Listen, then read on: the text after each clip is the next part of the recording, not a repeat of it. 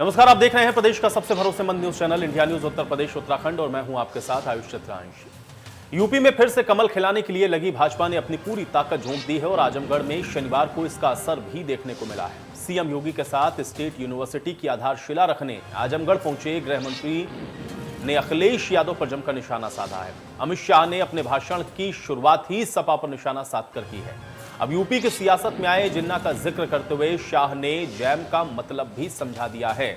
जिन्ना का जिक्र करते हुए अमित शाह ने कहा कि मोदी जी जैम लाए, मतलब जनधन योजना, आधार कार्ड और मोबाइल। शाह ने कहा कि जैम वो लोग भी लेकर के आए हैं, उनके जैम का मतलब जिन्ना, आजम खान और मुख्तार हैं। अब गृह मंत्री अमित शाह ने यह भी कहा कि जिस आजमगढ़ को सपा के शासन में आतंकवाद के नाम से जाना जाता था, आज वहां पर यूनिवर्सिटी खुल रही है। उन्होंने कहा है कि परिवर्तन की शुरुआत हो चुकी है और समाजवादी पार्टी के शासन के दौरान आजमगढ़ कट्टरपंथ के लिए जाना जाता था, लेकिन अब आजमगढ़ में शिक्षा के लिए इसको जाना जाएगा। उन्होंने महाराजा सुहेलदेव का जिक्र करते हुए भी कहा कि आजमगढ़ में बन रही यूनिवर्सिटी महाराजा सुहेलदेव के नाम पर रखा जाएगा। इसके अलावा केंद्रीय मंत्री ने आजमगढ़ में सपा पर निशाना साधा और योगी सरकार की जमकर तारीफ भी की है। उन्होंने कहा कि योगी सरकार में बदलाव देखने को मिल रहा है। सीएम योगी के नेतृत्व में यूपी में आज माफिया राज पूरी तरह से खत्म हो चुका है।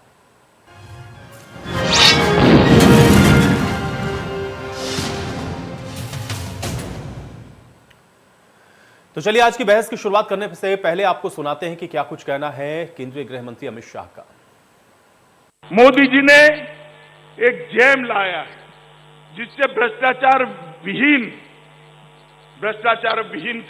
खरीदी हो सके। उसका आधार क्या है? जे का मतलब है जन धन बैंक अकाउंट, ए का मतलब है आधार कार्ड और एम का मतलब है हर आदमी को मोबाइल। अब जब मैं कहीं बोला ऐसा गुजरात में, तो एक समाजवादी पार्टी के नेता बोले हम भी जैम लाए हैं। मुझे थोड़ा आश्चर्य लगा। मैंने एक पत्रकार को पूछा कि भाई ये कौन सा जैम लाए, जरा जांच करो तो। उसने कहा आपको मालूम नहीं है? मैंने बोला नहीं, मुझे नहीं मालूम है। उन्होंने कहा उनके जैम का मतलब है जे से जिन्ना, ए से आजम खान और एम से मुख्तार। अब भाई आप मुझे बताओ, आपको भाजपा का जैम चाहिए या समाजवादी पार्टी का चाहिए? तो जैम का जिक्र करते हुए आप सुन रहे हैं कि किस तरह से केंद्रीय गृह मंत्री अमित शाह ने जमकर समाजवादी पार्टी पर निशाना साधा। भारतीय जनता पार्टी के जैम का, यानी कि मोदी सरकार या योगी सरकार का जो जैम है, उसका उन्होंने बताया कि जनधन, आधार और मोबाइल के साथ जोड़ा गया लोगों को, यानी कि ट्रांसपेरेंसी लाने की कोशिश की गई। लेकिन समाजवादी पार्टी जो जैम लेकर के आ रही है उसमें जिन्ना, आजम खान और मुख्तार हैं, और इसलिए आपको कौन सा जैम चाहिए ये आपको तय करना है, ये कहते हुए कटाक्ष उन्होंने किया। और उसके बाद समाजवादी पार्टी के सरकार को लेकर के जमकर उन्होंने हमला बोला। उन्होंने ये भी बताया कि किस तरह से जिस वक्त समाजवादी पार्टी की सरकार उत्तर प्रदेश में थी, आजमगढ़ की पहचान किस रूप में होती थी और आज यहाँ पर स्टेट यूनिवर्सिटी की आधारशिला रखी जा रही है। आज अब आजमगढ़ के अंदर माफियाओं का आतंक खत्म हो चुका है और अब आजमगढ़ के अंदर जो विकास है उसकी बात होती है। जबकि सपा के शासनकाल में यहाँ पर स्थितियाँ किस तरह की थीं, उनका जिक्र कर रहे थे केंद्रीय गृह मंत्री अमित शाह। और इन बातों को कहते हुए अमित शाह ने एक बार फिर से भारतीय जनता पार्टी के पक्ष में वोट की अपील भी की। साथ ही साथ उन्होंने कहा कि इस बार जनता ये बता देगी कि उनको योगी राज ने जो काम करके दिए हैं उस पर भरोसा है या फिर नहीं। और समाजवादी पार्टी या अन्य दलों के साथ जो गठबंधन करके जनता को गुमराह करने की कोशिश की जा रही है उसमें वो सफल नहीं होंगे। और ये कहते हुए बड़ा हमला उन्होंने बोला। हालांकि आज गोरखपुर पहुंचे हुए थे समाजवादी पार्टी के मुखिया अखिलेश यादव और उन्होंने भी कई बड़ी बातों को कहते हुए राज्य सरकार को कटघरे में खड़ा किया। उन्होंने कोरोना काल की याद दिलाई। उन्होंने बताया कि किस तरह से कोरोना काल में जो लोग हैं वो पैदल चलने के लिए मजबूर थे, सरकार ने उनको उनके हाल पर छोड़ दिया था। और इसके अलावा सांप्रदायिकता का भी जिक्र करते हुए अखिलेश यादव ने कहा कि अब जो 4.5 साल की सरकार चली है उसने जनता के हित का एक भी काम नहीं किया है, पूर्वांचल की अनदेखी हुई है। और गोरखपुर में भी उन्होंने कहा कि जो विकास के काम होने चाहिए थे वो सब रुके पड़े हैं और इस समय जिन विकास के कामों का जिक्र हो रहा है वो सब समाजवादी पार्टी के कार्यकाल और सरकार की ही देन है। इनकी तरफ से, यानी कि मौजूदा सरकार की तरफ से कुछ भी नहीं किया गया है। इन बातों को कहते हुए एक बार फिर से वो लोगों को आश्वस्त करते हुए नजर आए कि समाजवादी पार्टी के सरकार बनने के बाद एक बार फिर से पूर्वांचल का विकास होगा और पूर्वांचल के अंदर जो तमाम महत्वपूर्ण योजनाएं रह गई या जो पूरी नहीं हो पाई उनको पूरा करने का काम समाजवादी पार्टी की सरकार करेगी। एक और बड़ी बात अखिलेश यादव की तरफ से कही गई। गोरखपुर में अपनी इस विजय रथ यात्रा के दौरान लैपटॉप को लेकर के उन्होंने बड़ा हमला बोला कि भारतीय जनता पार्टी ने लैपटॉप देने की बात कही थी लेकिन वो लैपटॉप नहीं बांटा। और उन्होंने मुख्यमंत्री योगी आदित्यनाथ का भी जिक्र करते हुए कहा कि शायद उनको लैपटॉप चलाना नहीं आता, इसलिए उन्होंने लैपटॉप लोगों को नहीं दिए। और ये कहते हुए आप देख रहे हैं कि दोनों ही तरफ से, चाहे भारतीय जनता पार्टी हो, गृह मंत्री अमित शाह के हमले को आप सुने, या फिर अखिलेश यादव की तरफ से जो बड़ी बातें कही गई हैं, आज उसी पर हम चर्चा करते हैं क्योंकि पूर्वांचल की राजनीति बेहद दिलचस्प होती हुई नजर आ रही है। चर्चा की शुरुआत करेंगे। सभी मेहमान मेरे साथ जुड़ गए हैं, पहले उनका परिचय आपके साथ करवा देते हैं। डॉक्टर अभिषेक राय जी हमारे साथ जुड़ रहे हैं, प्रवक्ता हैं समाजवादी पार्टी के। डॉक्टर अभिषेक राय जी, बहुत स्वागत है आपका इस चर्चा में। उमाशंकर राजभर जी हमारे साथ जुड़े हुए हैं, प्रवक्ता हैं एसबीएसपी के। उमाशंकर राजभर जी, आपका भी बहुत स्वागत। प्रदीप सिंह जी हमारे साथ जुड़ रहे हैं, प्रवक्ता हैं कांग्रेस पार्टी के। प्रदीप सिंह जी, आपका भी स्वागत है इस चर्चा में।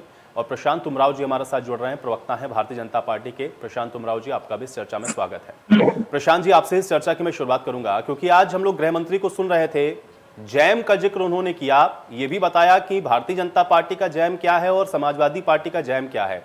थोड़ा सा इस पर विश्लेषण मैं आपका भी चाहूंगा कि ये जो जैम की परिभाषा दी जा रही थी, इसके क्या मायने समझे जाएं? देखिए, जैम की परिभाषा अमित शाह जी ने बताई है और आजमगढ़ जो पहले आतंकवादियों की पनाहगाह के रूप में जाना जाता था, आज वहां पर मेडिकल कॉलेज स्थापित किया गया और आज विश्वविद्यालय की आधारशिला रखी गई जिसका नाम राजा सुहेलदेव जी के नाम पे किया जाएगा। और आज उत्तर प्रदेश के आजमगढ़ में जहां पर आतंकवादियों की पनाहगाह होती थी, उसको एक सरस्वती माँ का केंद्र बनाया जा रहा है, शिक्षा का केंद्र बनाने का काम किया जा रहा है। जबकि वहीं समाजवादी पार्टी के राज में आज अतीक अहमद, मुख्तार अंसारी जैसे लोगों का जलवा चलता था और आज वही लोग अब वोट बैंक के लिए अब जिन्ना की तारीफ करते नहीं आ रहे हैं। उनके नेता लगातार जिन्ना के पक्ष में बयान दे रहे हैं। योगी सरकार में आज सारे माफिया जेल के अंदर हैं। अभी कुछ दिनों पहले हमने देखा, कैराना मुख्यमंत्री योगी आदित्यनाथ जी गए तो वहां का जो अपराधी था फुकरान, जो हिंदुओं के पलायन का जिम्मेदार था, उसने स्वयं को थाने में आकर के सरेंडर कर दिया। आज माफिया जेल में है और अब समाजवादी और पार्टी और कांग्रेस के बीच में कंपटीशन हो रहा है कि कौन कितना मुस्लिम तुष्टीकरण कर सकता है। एक पक्ष जहां जिन्ना की तारीफ कर रहा है, दूसरा पक्ष हिंदुओं को बनाने के लिए लगा हुआ है। तो दोनों में चूंकि उनके पास कोई मुद्दा है नहीं, इसलिए कंपटीशन हो गया है कि हम कैसे एक वर्ग को तुष्टीकरण कर सकें, जबकि हम जो है शिक्षा और डेवलपमेंट के काम कर रहे हैं। आज पूर्वांचल उत्तर एक्सप्रेसवे बनकर के तैयार है, 16 तारीख को उसका उद्घाटन हो रहा है और दैनिक भास्कर ने उसका सर्वे किया। 100 किलोमीटर तक लगातार कार उसमें गाड़ी में भरा ग्लास रख के उसका सर्वे किया गया और उसकी क्वालिटी ऐसी है कि वो ग्लास से पानी छलका नहीं। तो ये काम हम करने का काम कर रहे हैं और जबकि समाजवादी पार्टी उसी अपने पुराने एजेंडे पर आज भी लगी हुई है। डॉक्टर अभिषेक राय जी, जैम का जिक्र हुआ, आप कह रहे हैं केंद्रीय गृह मंत्री की जैम का मतलब जिन्ना, आजम खान और मुख्तार, और ये कहते हुए उन्होंने तमाम बड़ी बातों का जिक्र किया है। अभी जो बात यहाँ पर प्रशांत उमराव जी ने भी कही है, मैं चाह रहा हूँ कि उसका जवाब दें। देखिए, प्रशांत जी क्या कह रहे हैं ये वो ज्यादा बेहतर जानते हैं। जहां तक जनता को पता है जैम का मतलब, मैं उसका मतलब बता दूंगा। जैम का मतलब है भारतीय जनता पार्टी का झूठ और जुमलेबाजी। ए का मतलब है इनके द्वारा फैलाई हुई अराजकता कि जो गृह मंत्री जी अपने जो सबॉर्डिनेट है अजय मिश्रा टेनी जी को बगल में घुमा के ढूंढते रहते हैं कि कहाँ गए अपराधी, कहाँ है अपराधी। अरे साहब, बगल में खड़ा है, आप उसको पहचान नहीं पा रहे हो। और एम का मतलब है महंगाई। जो महंगाई 2014 में डायन थी, आज भारतीय जनता पार्टी की बुआ बन के बैठी हुई है। ये उस पर बात नहीं करेंगे। अमित शाह जी देश के गृह मंत्री हैं, कहां सो रहे थे वो जब उत्तर प्रदेश में लोग यहाँ मर रहे थे कोरोना की सेकेंड वेव में, तब बंगाल में दीदी और दीदी खेल रहे थे। ऑक्सीजन की कमी से कोई नहीं मरा। इतना बड़ा झूठ स्वास्थ्य मंत्री जी लिखित में बयान देते हैं। जनता सब समझती है। ये 4.5 साल योगी जी के साथ कुछ किया नहीं और जब से केंद्र में इनको डबल इंजन की सरकार चली है तब भी इन लोगों ने कुछ नहीं किया। अगर किया होता तो इन्हें ये बात करने की जरूरत नहीं रहती। रही बात, अभी प्रशांत जी ने बोला आजमगढ़ को आतंकवादी की धरती, इनकी बात से मैं बिल्कुल वो नहीं रखता। इसीलिए साहब 10 में से इनको 1 सीट मिली थी और ये आजमगढ़ जीतने का स्वप्न भूल जाए। आजमगढ़ को आप आतंकवाद की धरती करते हो। ऋषि दुर्वासा जिसके उसके बल पे आजमगढ़ की वो बनी हुई है। मैं खुद एक आजमगढ़ का रहने वाला हूं। इस तरह के अपमानजनक शब्द अगर ये इस्तेमाल करेंगे, ये ऑब्जेक्शनेबल है। प्रशांत जी को नहीं पता कि आजमगढ़ के निवासी डॉक्टर भी हैं, आईएएस भी हैं, आईपीएस भी हैं। इस तरह की बातें ये स्वीकार योग्य नहीं है कि आप एक जिले को किस लिए बदनाम कर रहे हो, सिर्फ एक तुष्टीकरण के लिए, क्योंकि आपने 4.5 साल कुछ काम नहीं किया। आप यहाँ बंटवारे की बात कर रहे हो। अरे साहब, काम की बात करो। अभी पूर्वांचल एक्सप्रेसवे की बात कर रहे थे, 2016 की फोटो जाके देख लीजिए, सारे मीडिया चैनलों के पास है। मुलायम सिंह यादव जी ने विधानसभा के सामने उसका उद्घाटन किया, हमने बजट उन्मुख किया, 5 साल में ये नहीं बना पाए और पहली बारिश में उसमें दरारें निकल गई। कल ये 16 को उसका उद्घाटन करेंगे, रिपेयर करने के बाद करिए। आपने जो इंडियन कांग्रेस ऑफ रोड जो होती है उसकी रिपोर्ट के हिसाब से, उस मानकों के हिसाब से नहीं बनाया उसको। आपने बजट कम कर दिया, आपने रोड की चौड़ाई कम कर दी, डिवाइडर के वो कम कर दिए। That is not safe. सबको ये बात पता है, ये बात करेंगे। हमने 22 महीने में बनाया, ये 5 साल में नहीं बना पाए। और आज जब चुनाव नजदीक है, 50 दिन भी नहीं बचे आचार संहिता लगने को, तब आजमगढ़ में आके यूनिवर्सिटी का शिलान्यास। साहब कहाँ थे आप? 4.5 साल सो रहे थे। 7 साल से आपकी केंद्र में सरकार थी, क्यों नहीं खोला आजमगढ़ में विश्वविद्यालय? इस तरह की बात करेंगे ये सिर्फ झूठ और जुमलों की सरकार है। माननीय अमित शाह जी को हर चीज का जवाब मिलेगा उन्हीं की लैंग्वेज में। आजमगढ़ की जनता 10 विधानसभाओं में इनके प्रत्याशियों की जमानत जब्त करा देगी। प्रदीप सिंह जी, इस समय तुष्टीकरण में होड़ लगी हुई है, ये बात प्रशांत उमराव जी कह रहे हैं, क्योंकि इस समय कौन मुस्लिमों का वोट अपनी ओर आकर्षित कर पाए, उसी लाइन पर चलती हुई विपक्षी पार्टियां दिख रही हैं। मैं चाह रहा हूं उसका जवाब दें। आयुष, देखिए, भारतीय जुमला पार्टी के नेता और इस देश के गृह मंत्री जब मंचों पर आते हैं तो ये माना जाता है कि 2017 की जनता पार्टी के घोषणा पत्र पर भी कुछ नजर डालेंगे और उन पर भी कुछ चर्चा करेंगे।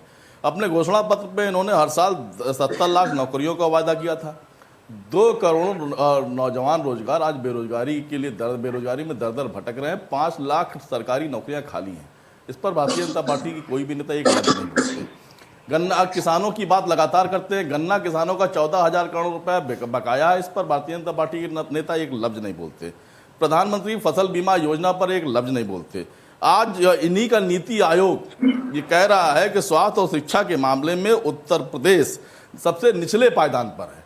कानून व्यवस्था की जब बात करते हैं तो उस सूबे के मुखिया अपने ही ऊपर लगे हुए 10 मुकदमे और गैंगस्टर सहित मुकदमे वापसी की सिफारिश करते हैं। 114 से ज़्यादा विधायक इनके अपराधी हैं। कैबिनेट में जो निर्णय होते हैं उसमें आधा दर्जन से ज़्यादा अपराधी बैठते हैं। उसके बाद आप कानून व्यवस्था की बात करना बेईमानी नज़र आती है। इन्होंने कहा था कि 14 जून तक अगर सड़क के गड्ढे समाप्त नहीं हो जाएंगे तो आप हम पर सवाल उठाइएगा। आज भी सरकार बार बार ये कह रही है कि सड़क के गड्ढे भरे जाएंगे। आज हम जहां पर बैठकर बहस कर रहे हैं और कृष्णानगर से यहां तक आए, केवल सड़कों पे गड्ढे ही गड्ढे नजर आ रहे हैं। इन सवालों का भी जवाब भारतीय जनता पार्टी को देना चाहिए। हमें कहते हैं कि भारतीय जिन्ना पार्टी के नेता जो जिन्ना के मजार पर चद्दर चढ़ाते हैं और दूसरों को तुष्टीकरण की बात करने की बात करते हैं, संजय निषाद के साथ हाथ मिलाते हैं और दूसरों से तुष्टीकरण की बात करते हैं। दिलीप घोष जो भगवान राम को महामानव बताते हैं, भगवान नहीं मानते, और उसके बाद ये दूसरों को तुष्टीकरण की बात करते हैं। महेश शर्मा जी माता सीता को काल्पनिक चरित्र बताते हैं और उसके बाद दूसरों को तुष्टीकरण की बात करते हैं। 2004 में पार्लियामेंट में भारतीय जनता पार्टी की सरकार ने राम सेतु को मानव निर्मित बताया था, उसके बावजूद भी ये दूसरों को तुष्टीकरण की बात करते हैं। राम मंदिर निर्माण में जो सुप्रीम कोर्ट के आदेश से ये निर्माण हो रहा है उसमें भी चंदा चोरी की तमाम बातें निकलकर सामने आ रही हैं, उसके बाद भी तुष्टीकरण की बात होती है। अब आप कानून व्यवस्था पर जब बात करते हैं तो आज कानून व्यवस्था के पायदान पर हो, चाहे किसानों की स्थिति किसानों पे अब लगातार बात कर रहे थे। को चाहिए क्या? खाद, बिजली, पानी। खाद की स्थिति क्या है? खाद आज कम से कम 12 से 13 जिलों में खाद की मारामारी है, ब्लैक मार्केटिंग आप सभी लोगों ने अपने अपने चैनलों पर दिखाया है। बिजली की बात कर लीजिए, आपने सरचार्ज बढ़ाकर 400 रुपए से बढ़ाकर 500 रुपए कर दिया, और उसके बावजूद जब उत्तर प्रदेश का किसान या देश का किसान आपसे ये कहता है कि 3 काले कानून हुजूर वापस ले लीजिए, ये हमारे हित में नहीं है, तो आप उन्हें आतंकवादी बताते हो, देशद्रोही बताते हो। उसके आगे अगर वो बढ़ते हैं तो गाड़ियों के नीचे रौंद देते हो। उसके बावजूद भी गृह मंत्री जी दूरबीन से अपराधियों को देखते हैं और अपराधी के पिताजी बगल में खड़े होते हैं जिन पर खुद अपराधी के मुकदमे हैं। और गृह मंत्री जी इन सवालों के साथ भी आप ये बात मानिए कि लोगों संस्थानों के नाम बदल देने से विकास नहीं होता, जिला अस्पतालों को मेडिकल कॉलेज घोषित कर देने से विकास नहीं होता। तो आपने घोषणा पत्र में जो वायदे किए थे उन सवालों का जवाब आपके इस बात का जवाब प्रशांत उमराव जी से मैं लूंगा, लेकिन उमाशंकर राजभर है जो किसानों के लिए, नौजवानों के लिए प्रशांत जी इसका जवाब देंगे, लेकिन उससे पहले उमाशंकर राजभर जी, उमाशंकर उत्तर प्रदेश के अध्यक्ष अजय कुमार लल्लू जी हो, निश्चित तौर पर इनके समर्थन पर यूपी का नौजवान, यूपी की आवाम सामने और साथ खड़ी है। ठीक है, उमाशंकर राजभर जी आपका रिएक्शन चाहूंगा। आयुष जी, भाजपा आपने देखा होगा कि आज अमित शाह जी आजमगढ़ की बात कर रहे थे। अमित शाह जी को मालूम नहीं है कि आज आजमगढ़ अगर जाना जाता है तो एम्स के लिए जाना जाता है, जो 2012 से लेकर 2017 में माननीय अखिलेश जी ने बनवाया है। तो आज पूरे पूर्वांचल में अगर एम्स कहीं है तो आजमगढ़ में है, जरा उनको ये जानकारी दे दीजिए। दूसरी बात यह, महाराजा सुहेलदेव की बात मैंने सुना भाषणों में, महाराजा सुहेलदेव के नाम से वह विश्वविद्यालय का नाम दे रहे हैं। तो भाजपा के मित्र को ये बता दीजिए, यह केवल जातीय झगड़ा लगाने का काम करते हैं। आप 4 महीना पहले आपने देखा होगा राजा भोज यूनिवर्सिटी इन्होंने चालू किया, उसका शिलान्यास किया इन्होंने, लेकिन सेम डे यानी दूसरे दिन ही आप देखे होंगे वहां गुजर, जबकि राजा भोज गुजर समाज से आते हैं, लेकिन क्षत्रिय समाज उस पर ऑब्जेक्शन ले लेता है। तो जब यह दूसरी बात आपको बता दूं कि राजा महेंद्र सिंह यह लिख देते लेकिन गुजर का नाम नहीं लिखेंगे, और महाराजा सुहेलदेव के आगे यह राजभर नहीं बोलेंगे, यह केवल महाराजा सुहेलदेव बोलेंगे। यह जाति में, यह धर्मों में झगड़ा लगाने का काम करते हैं, तो तुष्टकरण की बात कर रहे हैं। और विकास के मुद्दे पे यह अखिलेश सरकार की क्या तुलना करेगी, यह बता दीजिए इनको जरा। यह आजमगढ़ से लेकर के तो पूर्वांचल की बात कर रहे थे, पूर्वांचल एक्सप्रेस का आयुष जी जो शिलान्यास हुआ था माननीय अखिलेश जी के समय हुआ था, और भूमि अधिग्रहण का काम उस समय सोचिए किसान खुशी खुशी अपनी जगह पूर्वांचल एक्सप्रेस के दे दिया। आप 2 हफ्ते पहले सुने होंगे कि माननीय योगी जी मुख्यमंत्री बाबा जो है यह कहे कि पूर्वांचल एक्सप्रेस के अगल बगल की जगह लेकर के हम औद्योगिक कॉरिडोर बनाएंगे। जब उनके अधिकारी गांव में जाते हैं तो किसान, इतना विश्वास नहीं इनके ऊपर है कि किसान अपनी जगह देने को इनको तैयार है। सोचिए कितना अविश्वास का माहौल है कि चाहे किसान हो, चाहे बेरोजगार हो, चाहे गरीब हो, इतना इनसे त्रस्त है महंगाई बेरोजगारी से कि इनका समझिए कि नाम ले गया। और पिछले आपने देखा होगा 2 दिन में इनके एक मंत्री गए थे इनके कौशाम्बी में मुझे लगता है, और गांव वालों इनको खदेड़ लिया। तो अब तो उत्तर प्रदेश से पूरी तरह से खदेड़ा होने वाला है यह भारतीय जनता पार्टी, जिसको हम भारतीय झूठ पार्टी कहते हैं। यह 2022 में इनका उत्तर प्रदेश से खदेड़ा होने वाला है, यह बचने वाले नहीं है। और जिस अपराध की बात कर रहे हैं, या इनसे पूछिए कि क्या 91 से 93 माननीय कल्याण सिंह नहीं थे, 97 से 2000 तक राम प्रकाश गुप्ता और राजनाथ सिंह नहीं थे, क्या उस समय कानून व्यवस्था कैसी थी, या उस पर तो चर्चा कर लेते। आज लास्ट आपका समय आया है, केवल गिन करके 2 महीने बचे हैं, तो आप कह रहे हैं कि आजमगढ़ का आप विकास करने जा रहे हैं, आप शिलान्यास करने जा रहे हैं। अब तक जो उद्घाटन इन्होंने किया है कि माननीय अखिलेश जी ने जो काम किया था 2017 में, उसी का उद्घाटन किया है, और केवल शिलान्यास रखने का काम कर रहे हैं, वो भी केवल 2 महीने 3 महीने के अंदर। यह तो भाजपा जाने वाली है, पूरी जनता परेशान है, युवा परेशान है, गरीब परेशान है, इनकी महंगाई बेरोजगारी स्वास्थ्य और शिक्षा से इतना लोग परेशान है, इनको खदेड़ा करके ही रहेंगे 2022। प्रशांत जी जवाब दें। देखिए, पिछले 4 सालों में उत्तर प्रदेश की जनता समाजवादी पार्टी के शासन और गुंडागर्दी को भूल चुकी थी, लेकिन जैसे जैसे चुनाव नजदीक आता जा रहा है, समाजवादी पार्टी को गलतफहमी हो गई है कि हम दोबारा सत्ता में आने वाले हैं।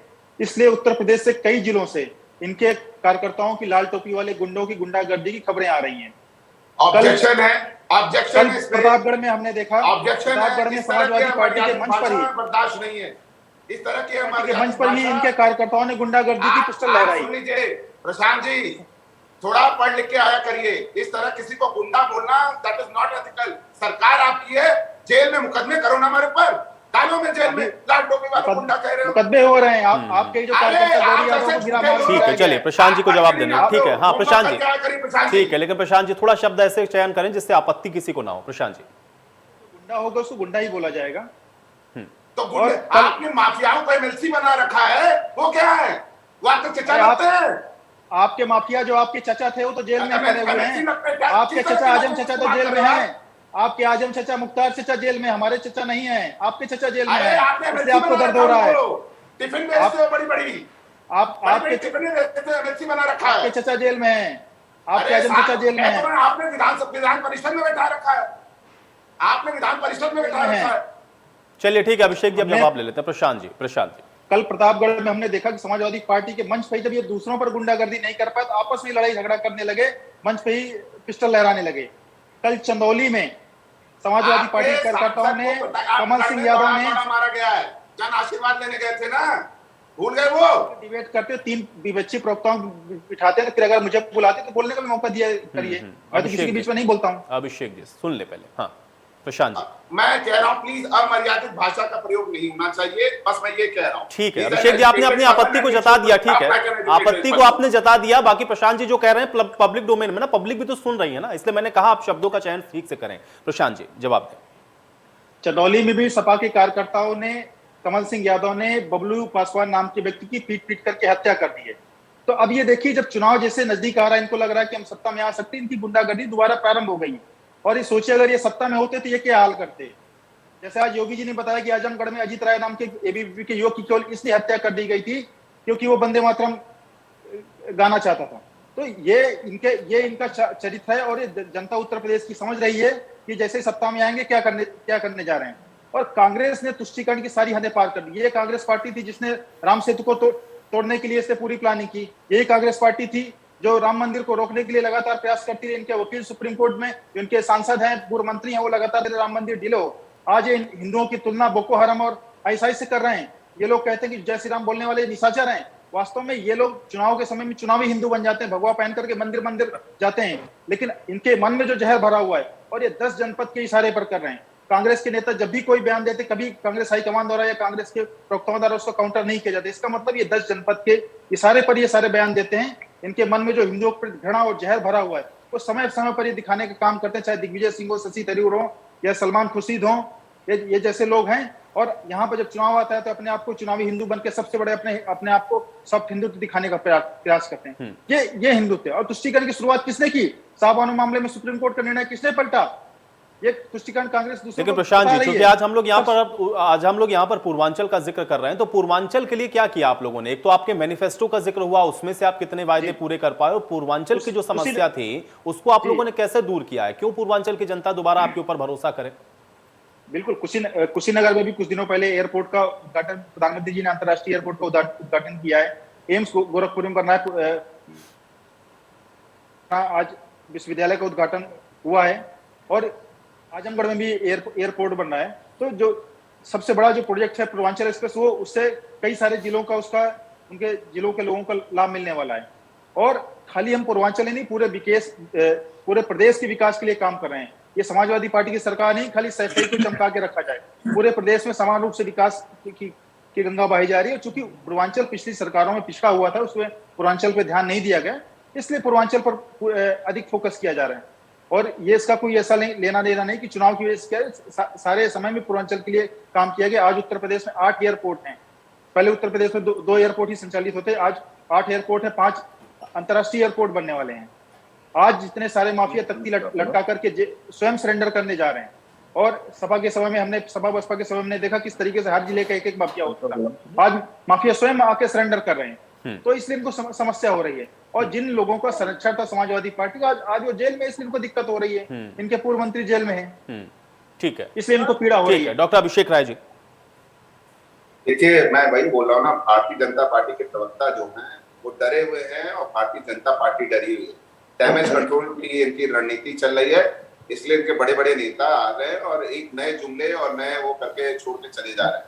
मैं सीधे से पूछना चाहता हूँ, 4.5 साल से इनकी सरकार थी, 325 विधायक थे, 64 सांसद थे। इन्होंने उत्तर प्रदेश के लिए, खासकर पूर्वांचल, मैं आजमगढ़ की बात कर लूं, इन्होंने क्यों नहीं शिलान्यास किया? 5 काम ऐसे गिना दें जिसका इन्होंने शिलान्यास किया, उसका उद्घाटन किया हो। पीजीआई हमारी सरकार में बना, आज उसकी वजह से कोरोना में कितनी जानें बची सबको पता है आजमगढ़ में। ऑक्सीजन की कमी से क्या इस देश में मृत्यु हुई है कि नहीं, ये इनके प्रवक्ता बताएं। सीधा सवाल सीधा जवाब इनसे पूछ रहा हूं, इनकी तरह घुमा घुमा के बात नहीं, अमर्यादित शब्दों का प्रयोग नहीं करूंगा। ये लोग सीधे से जवाब नहीं देंगे। आप कानून व्यवस्था की बात करो, एडीए की रिपोर्ट गलत कह दो। उत्तर प्रदेश में 37% से ज्यादा भारतीय जनता पार्टी के सांसद और विधायकों पे 2 से ज्यादा आपराधिक मुकदमे हैं। उसकी बात ये क्यों नहीं करते? हम तो मांग करते हैं टॉप 10 माफियाओं की लिस्ट जारी कर दीजिए। अभी बताऊंगा, अभी आपको पानी पता चल जाएगा। हाँ, टॉप 10 माफियाओं की लिस्ट वही बताऊंगा, आप खत्म कर लीजिए बात। मैं वही कह रहा हूं, मैं इसी चीज पे आ रहा हूं। योगी जी के कुशासन पर उनकी तारीफ करने वाले और सोने की लंका बनाने वाले रावण के रावण को शासन कहना ये भी उचित ही है, कोई आश्चर्य नहीं। परंतु अमित शाह जी ने रामायण में रावण की भेंट भारत से हुई, वो भी युद्ध के मैदान में। ये ज्ञान आश्चर्यजनक है, ये ज्ञान आश्चर्यजनक है जो आज अमित शाह जी ने कहा। कम से कम श्री राम को तो ठीक से जान लेते। आजमगढ़ में आज उन्होंने ये कहा है।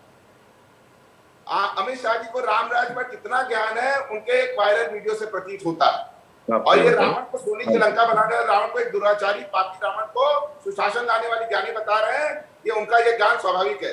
ये राम के नाम पर रावण राज बनाने वाले ही लोग, और ये बनाने के प्रयास कर रहे हैं। लेकिन उत्तर प्रदेश की जनता बहुत समझदार है। अभी पंचायत चुनाव में उसका आईना दिखाया था, और 22 के विधानसभा चुनाव में इनको आईना दिखाने का काम किया। प्रदीप जी, चित्रांश जी, मैं टॉप 10 माफियाओं के नाम बता देता हूं। जी, मैं आऊंगा अभी आपके पास। पहले प्रदीप जी का एक रिएक्शन में सबका लूंगा मैं, फिर उसके बाद आपके पास आता हूं। प्रदीप जी।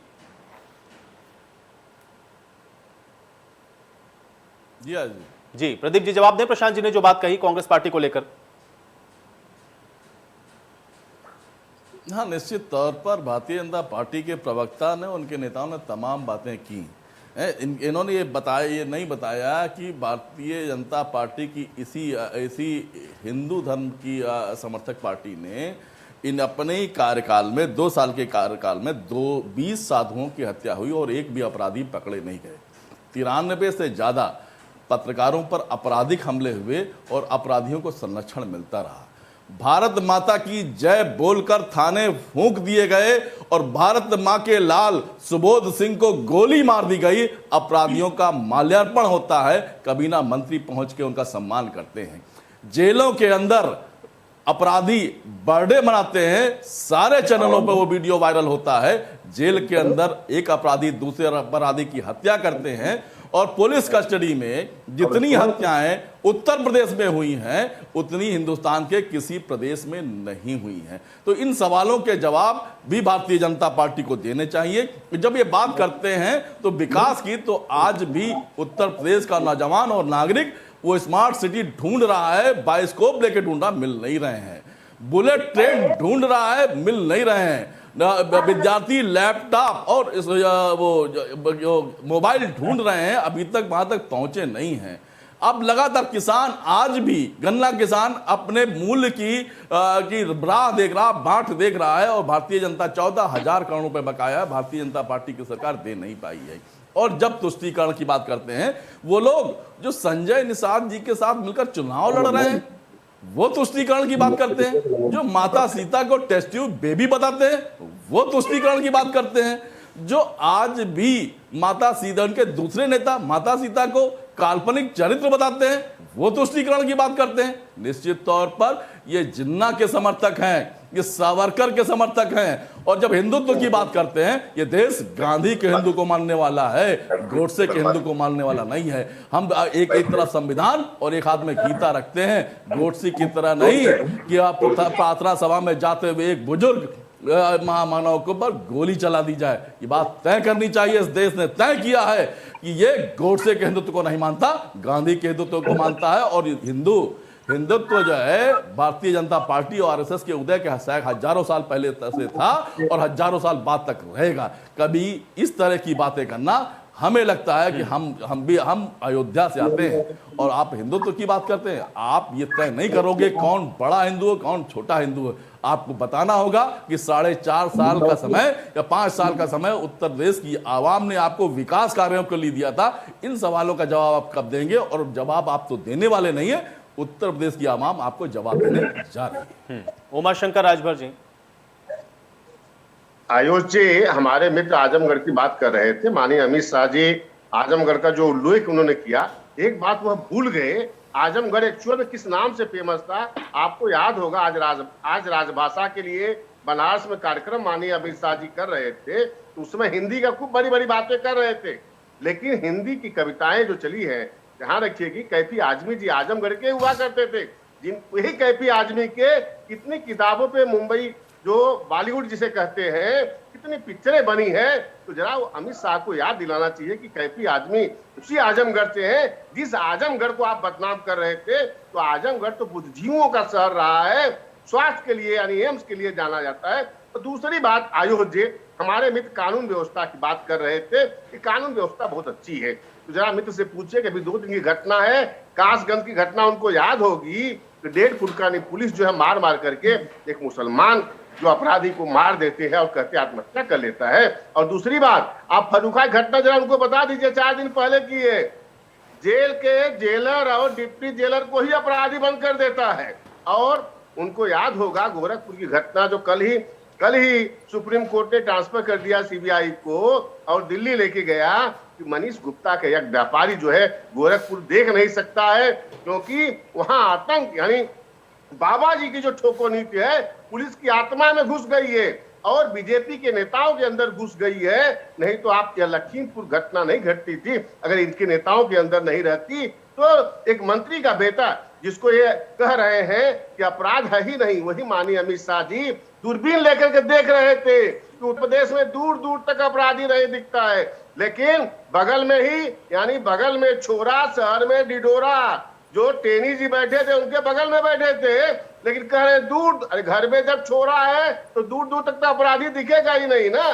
तो कानून व्यवस्था आप भूल जाइए, आप विकास, आप जो हम आपके साथ में आए थे तो विकास के नाम पे आए थे, आपने विकास का वादा किया था, उत्तर प्रदेश का आप विकास करेंगे, लेकिन आप बता दीजिए कि 4.5 साल हो गया, जिसका आपने शिलान्यास किया है उसका उद्घाटन आपने बता दीजिए। अगर माननीय अखिलेश जी ने काम किया है तो उनको बता दीजिए कि जो आगरा से लखनऊ एक्सप्रेसवे बना है, लखनऊ एक्सप्रेसवे बना है, जो गोमती रिवर फ्रंट बना है, लखनऊ के विकास करने का काम किया है। दूसरा बात, मेट्रो लाने का अगर काम किया तो माननीय अखिलेश जी ने किया। और बनारस की सुनिए, मित्र को उनको जरा बता दीजिए, बनारस में 7 साल हो गया गंगा जी साफ नहीं हुई, लेकिन वही बनारस वरुणा नदी की मैं बार बार आपको बात करता हूं जिसके नाम पे बनारस पड़ा हुआ है, 1 साल के अंदर माननीय अखिलेश जी ने साफ कर दिया जाकर के उस वरुणा नदी के आप पानी आप पीने योग्य हो गया है।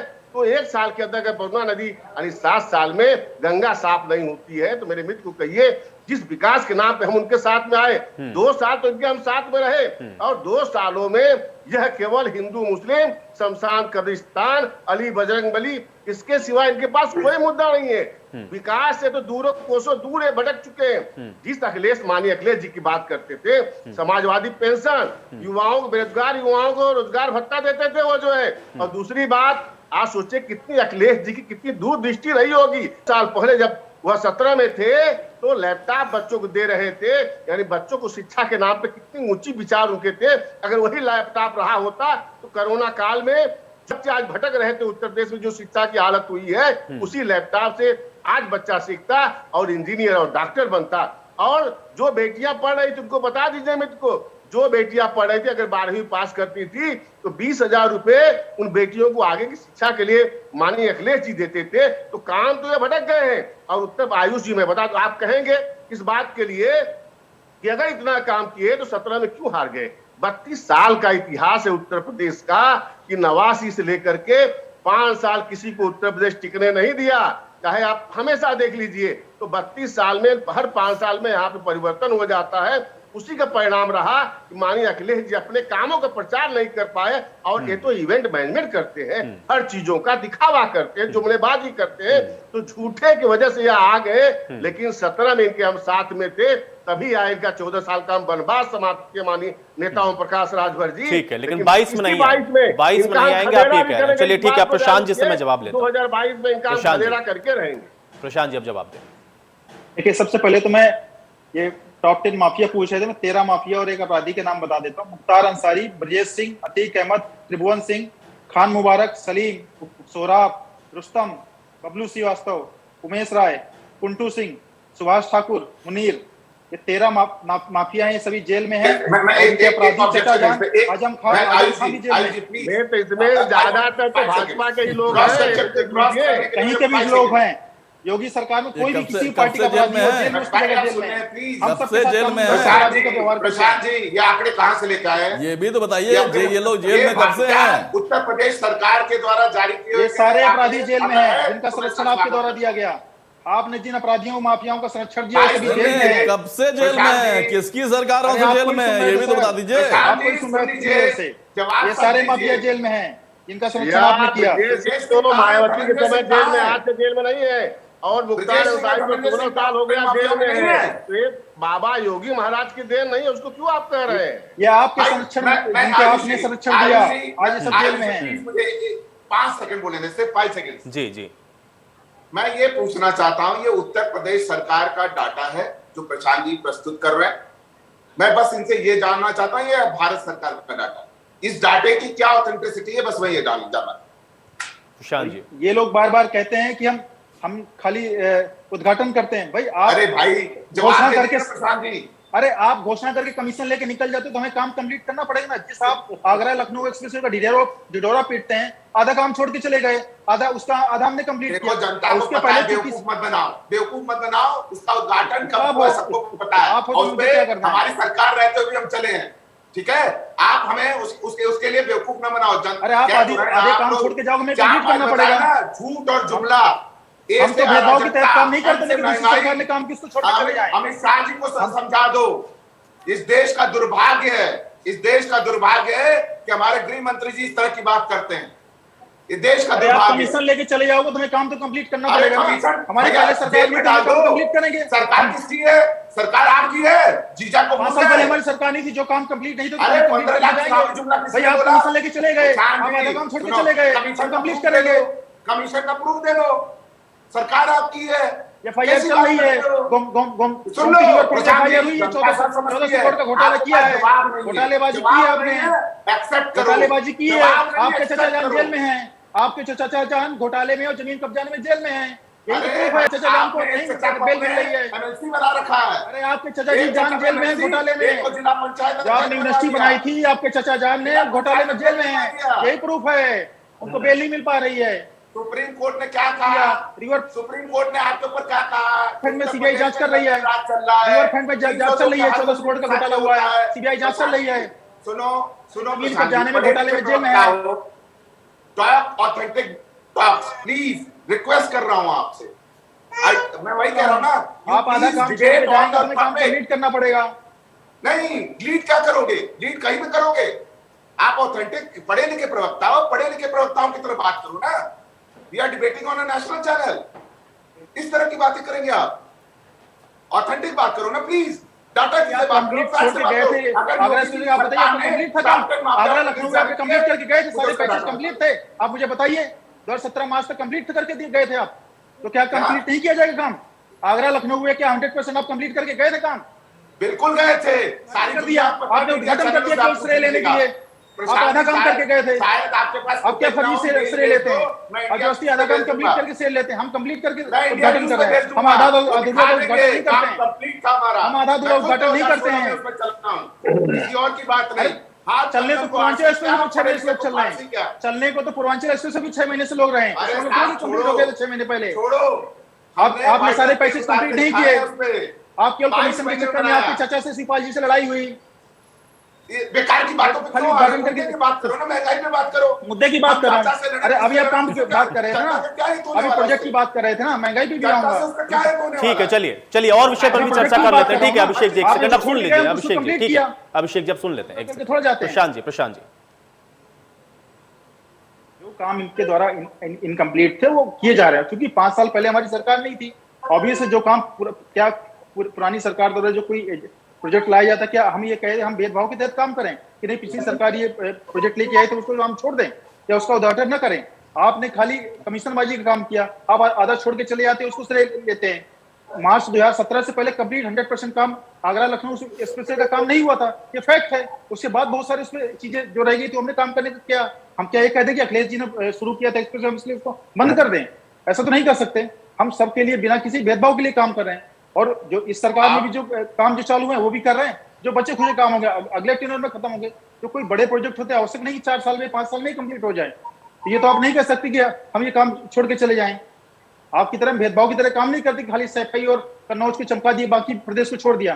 पूर्वांचल में आज जो विकास के काम हो रहे हैं इसलिए हो रहा है कि पिछली सरकारों ने 15 सालों में नहीं किए गए, उसको साइड में रखा गया, इसलिए आज पूर्वांचल में हमें काम करना पड़ रहा है। चलिए ठीक है प्रशांत जी, आपकी इसी बात के साथ नहीं चर्चा में यही समाप्त करूंगा। बहुत शुक्रिया, आप लोगों ने समय निकाला, इस चर्चा का हिस्सा बने। हालांकि पूर्वांचल पर निगाहें सबकी हैं, सभी बड़े नेता आप देख रहे हैं कि पूर्वांचल में इस समय डेरा जमाए हुए हैं, लेकिन पूर्वांचल की जनता इस बार किस पर भरोसा करती है ये देखना बहुत दिलचस्प होने वाला है। आज बड़ी बहस में मेरे साथ फिलहाल इतना ही।